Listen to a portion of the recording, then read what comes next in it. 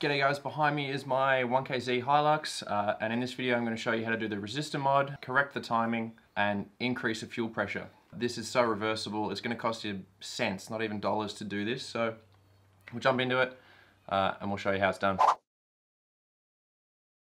Now I just want to go over a bit of housekeeping with this. I don't want to be blamed responsible if you blow up your engine. You will need supporting mods if you plan on doing both resistor mods or correction mods, but if you only plan on correcting the timing, you don't need any supporting mods, you'll be fine. Now, one other thing to note as well is that not every single 1kz can be corrected. Some of them are more electronic than others. The older versions are the ones that you can do the resistor mod to. So I'll show you the difference in the pumps and then I'll show you exactly how to do the resistor mod and which resistors you're supposed to use. I'll leave a link below to a great source of information which can actually tell you how to figure out exactly which resistor you need. But for now, 1.5 kilo ohms is the agreed upon value, generally speaking. Now here we are looking at the two types of fuel pump. This is the more modern type, it's more electronic.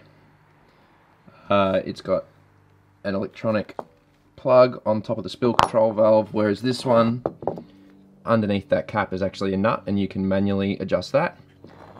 And you'll notice on the sides things look a bit different. Now this is the older pump and you can see we've got these electronics on the side. These are the factory resistors right here. So as you can see, we've got a grey resistor and a beige resistor. The grey one controls timing, the beige one controls pressure. You do not want to touch this one unless you've got supporting mods to keep your vehicle from blowing up or overheating. Whereas the grey one you can adjust no matter what mods you have, so long as you have this type of pump in your car. So down in here is where my pump lives. It's actually a more modern one, so for me, I can't do the resistor mod. I need to do a uni chip and have this tuned. But just so you know, that's where your fuel pump lives, down there. And I have a spare motor over here, which we'll have a closer look at now. Alright, this is my spare motor, and it does have a wiring harness attached, which is great for me being able to show you how to do this mod. Now, you can unplug these harnesses from the stock resistors.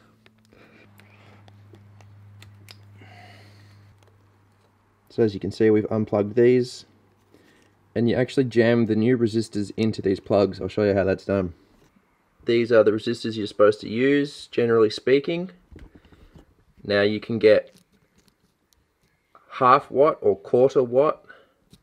Doesn't matter, as long as it's 1K5. It stands for 1.5 kilo ohms or 1500 ohms.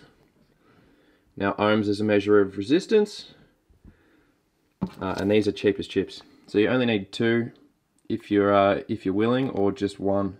Now what you want to do is just fold the ends of the wire over just like that, and we come over here. You want to insert it into the plug just like this.